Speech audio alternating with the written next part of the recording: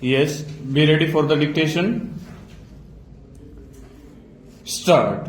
The recovery officer thereafter passed an order allowing the application submitted by the respondent number 3 borrower by holding that the borrower had deposited the requisite amount for setting aside the sale under Rule 60 of the second schedule of the Income Tax Act.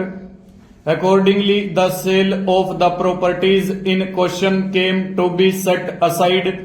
The recovery officer also directed the bank to hand over all the original documents pertaining to the immovable properties in question to the borrower immediately.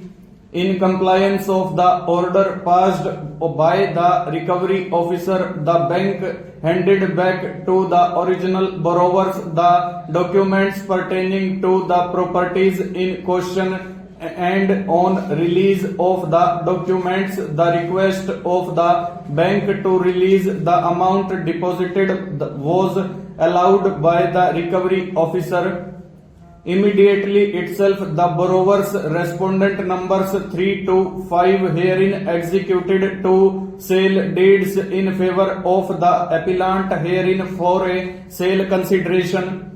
That after the sale deeds were executed in favor of the appellant, the auction purchasers respondent numbers 1 and 2 preferred an appeal bearing number 11 of 2007 before the DRT Ahmedabad. The same has been processed and set aside. The order passed by the respondent numbers 1 and 2 herein moved an application before the recovery officer for seeking a direction to the appellant to maintain status quo over the properties in question and to appoint the receiver to take possession of the same from the appellant.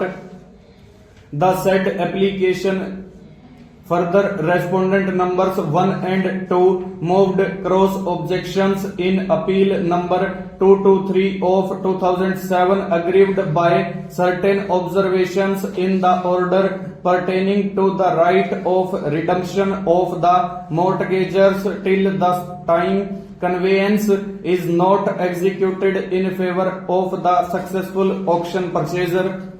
Feeling aggrieved and dissatisfied with the impugned judgment and order passed by the High Court, the subsequent purchaser respondent number 5 Messrs. R.S. Infra Transmission Limited has preferred the present appeal. Shri Guru Krishan Kumar, learned senior advocate appearing on behalf of the appellant, subsequent purchaser, has vehemently submitted that in the present case as such the appellant can be said to be a bona fide purchaser who purchased the property in question on payment of full sale consideration.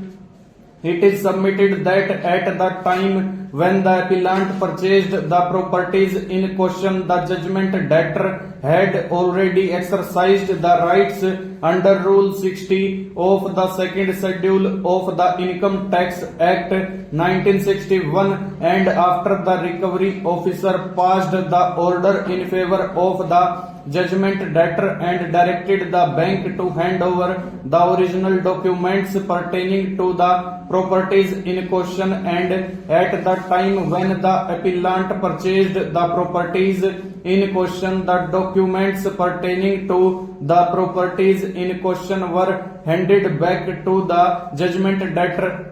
It is submitted that therefore as such any subsequent order cannot defeat the rights of the appellant who is a bona fide purchaser who purchased the properties in question pursuant to the order passed by the recovery officer.